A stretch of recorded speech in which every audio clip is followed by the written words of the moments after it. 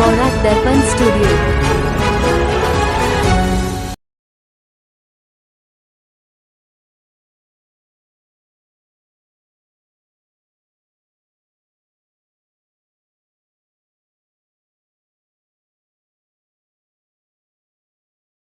যে পরিস্থিতি তৈরি হয়েছে, নির্বাচনী বাতাবরণ ধীরে ধীরে উত্তপ্ত হতে চলেছে।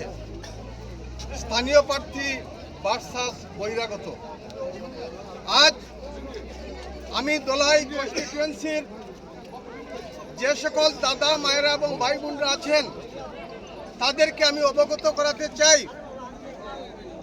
আপনারা কি এখানে কোনো যোগ্য সন্তানের জন্ম দিতে পারেননি? আপনাদের ছেলেমেয়েরা কি ডাক্তার ইঞ্জিনিয়ার হয়নি? আপনাদের এই মাটির মানুষ কি এমপি এমএলএ হয়নি? সেটা উদাহরণ এখানে আছে। আমাদের এমনও ক্রাইসিস তৈরি হয়নি যার জন্য বাহির থেকে আমদানি করে এখানে আনতে হবে। আজ ভারত সরকার দেশীয় প্রযুক্তিতে আত্মনির্ভর হওয়ার জন্য দেশের নতুন নতুন কারখানায় আর্টিফিশিয়াল ইন্টেলিজেন্স থেকে শুরু করে বিভিন্ন ধরনের ডিফেন্স ইকুইপমেন্ট তৈরি করার যে প্রজননা শুরু করেছে, সেটা কেন করেছে? আত্মনির্ভর করার জন্য। অর্থাৎ আমরা স্থানীয়ভাবে আত্মনির্ভর হয়ে উঠব। আমাদের দোলাই কনস্টিটিউয়েন্সি দাদা মায়েদের তৈরি যে সকল উপযুক্ত সুসন্তান এখানে আছেন তাদেরকে বঞ্চিত করে আজকে বাইরে থেকে আমদানি করা হচ্ছে, সেটা দোলাই জনগণ কোনো অবস্থায় মেনে নেবে না। বিগত ইলেকশনে আপনারা সব কিছু দেখেছেন, যে পরিস্থিতি আপনারা দেখেছেন সেটা আমার বলার দরকার নেই।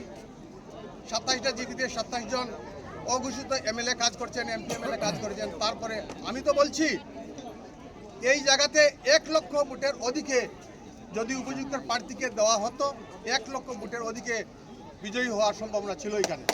কিন্তু আজ আপনারা হয়তো আমাকে চিনেন না, আমি ব্যক্তিগতভাবে শর্ট করে বলছি আমি আপনাদেরকে, আমি ভারতীয় বিএমএস ট্রেড ইউনিয়ন করে লিডারশিপ করে আসছি 25 বছর। কর্মচারী সংগঠনের স্থাপনা করে 25 বছর চালিয়েছি। আরএসএস এর সঙ্গে যুক্ত ছিলাম, সামাজিক এবং ধর্মীয় কাজেও যুক্ত আছি এবং আরএসএস এর দক্ষিণ কাছা প্রেরণা সুন্দর প্রভুদের দায়িত্ব আমি কাজ করছি। আজ এই যোগ্য ব্যক্তি দোলাই কনস্টিটিউয়েন্সির মাটি থাকা সত্ত্বেও কেন সুষ্ঠুভাবে জনতার আদালতে সেটাকে যাচাই করে ক্যান্ডিডেট শনাক্তকরণ করা হলো না, সেটা আমাদের দুর্ভাগ্য। যাই হোক, আমাদের সর্বকালের সেরা, বরাকের সর্বকালের সেরা আমাদের পরিমল শুক্লবৈদ্যবাবু আছেন, আমাদের গার্জিয়ান, আমাদের পথ প্রদর্শক।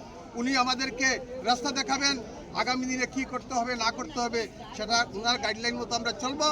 আজকে এই প্রেস মিটে বা সাংবাদিক ভাইরা যারা আছেন এই বার্তাগুলো চতুর্দিকে ছড়িয়ে ফেলে দেন, কারণ দোলাইয়ের মানুষে জন্ম দিয়েছে, বীজ বপন করে গাছ লাগিয়েছে, গাছটা কি ফুল হয়েছে, সেই ফুল যেন আপনাদের সেবায় কাজে লাগে সেটা আমি চাই।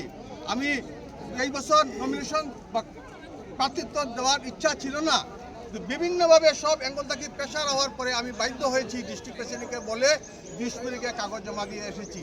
আমার কোনো লোভ নেই, আমি একজন সত্যনিষ্ঠ করম দেওয়াল শ্রী ঠাকুরের মানুষ। আমি মুখ থেকে যেটা বেরোবে সেটা আমি করবই। আর আমার বিগত জীবন আমি দেশের সেবায়, জনতার সেবায় আমি বলিদান করতে চাই। তাই আজকে শশাঙ্ক ভাই আমাকে ফোন করেছে, আমি ছুটে এসেছি এখানে। আমার কোনো লোভ নেই, কোনো লালসা নেই। যদি প্রার্থিত্বর যোগ্য বিচার যদি করা হয়, তাতে একজন মানুষের সব কিছু দেখে শুনে বিচার করা হোক, সেই প্রার্থিত্ব দিচ্ছি। এবং স্থানীয় ভূমিপুত্র মানুষের যাতে গুরুত্ব দিয়ে স্থানীয় জনসাধারণের জন্য প্রাধান্য দিয়ে সেটা যেন তৈরি করা হয়।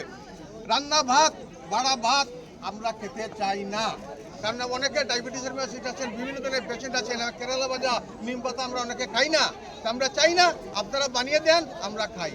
তাই আমি সবাইকে অনুরোধ করছি, দোলাই কনস্টিটিউয়েন্সির প্রত্যেকটা এলাকায় এই বার্তা পৌঁছে দেন। আমরা সবাই সংঘবদ্ধভাবে এই লড়াই চালিয়ে যাব এবং সংগঠনের অনুশাসন সব কিছু মেনে আমরা চলব।